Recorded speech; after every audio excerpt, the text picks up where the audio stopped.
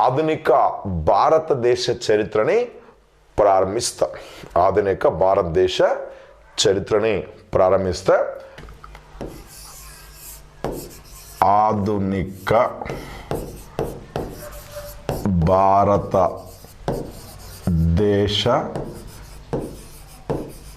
చరిత్ర. ఇది నేను ప్రస్తుతం మీకు చెప్పబోయే టాపిక్. ఆధునిక భారతదేశ చరిత్ర.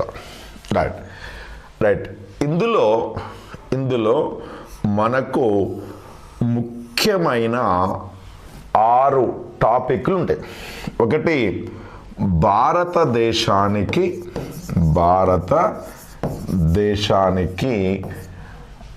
ఐరోపా వాసుల రాక. ఐరోపా వాసుల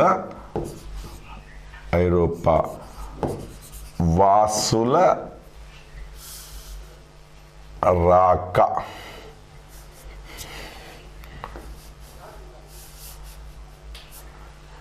ఐరోపా వాసుల రాక అనేది మొదటి టాపిక్.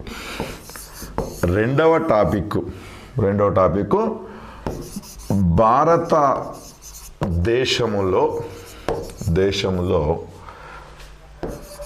బ్రిటిష్ అధికార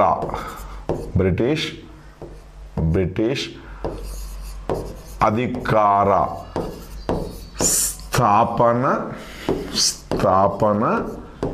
రైట్ విస్తరణ అనేది రెండవ టాపిక్. మూడోది ముఖ్య గవర్నర్ జనరల్స్ అనేది మూడవ టాపిక్. నాలుగవ టాపిక్ 1857 తిరుగుబాటు. 4వ టాపిక్ 1857 తిరుగుబాటు. రైట్. ఐదోది సాంఘిక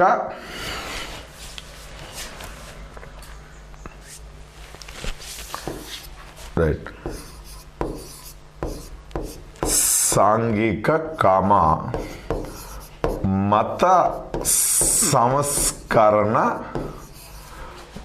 ఉద్యమాలు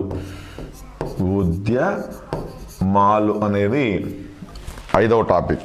ఇక 6వ టాపిక్ వచ్చి భారత జాతీయ ఉద్యమం.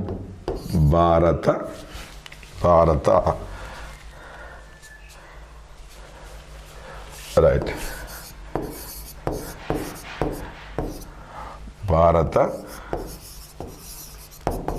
జాతీయ ఉద్యమం అనేటువంటిది 6వ టాపిక్. రైట్. ఇవి మేజర్గా ఆధునిక భారతదేశ చరిత్రలో ఉండేటువంటి ముఖ్యమైన టాపిక్స్. రైట్. ఓకే. ఇక మనము ఇందులో 1 by 1 చదువుదాం. రైట్.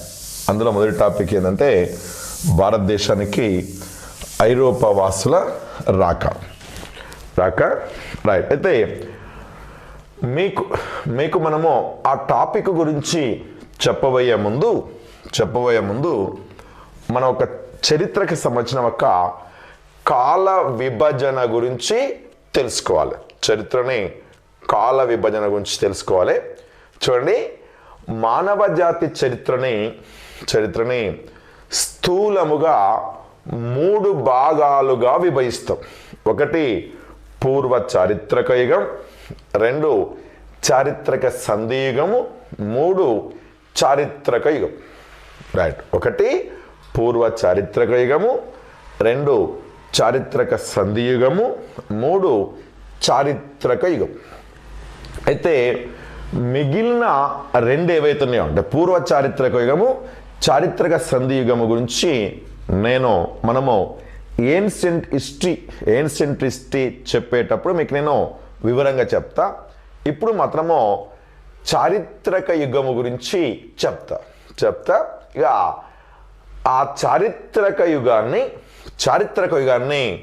మరలా చారిత్రక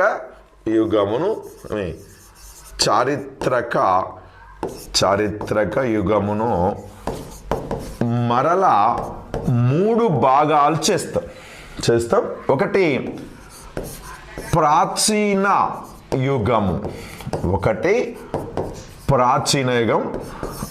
2 మధ్యయుగము, 3 ఆధునిక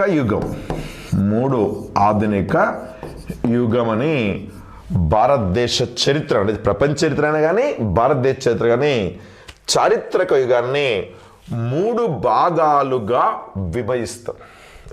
అవే 1 ప్రాచీన యుగము, 2 మధ్యయుగము, 3 ఆధునిక యుగం. సరే,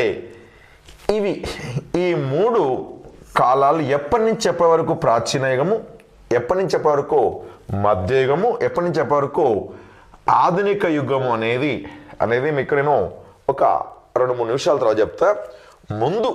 ముందు ఈ చారిత్రక యుగము అంటే ఏమిటో చెప్పి దాన్ని ఎందుకు 3 భాగాలు విభజిస్తామో చెబుతాం.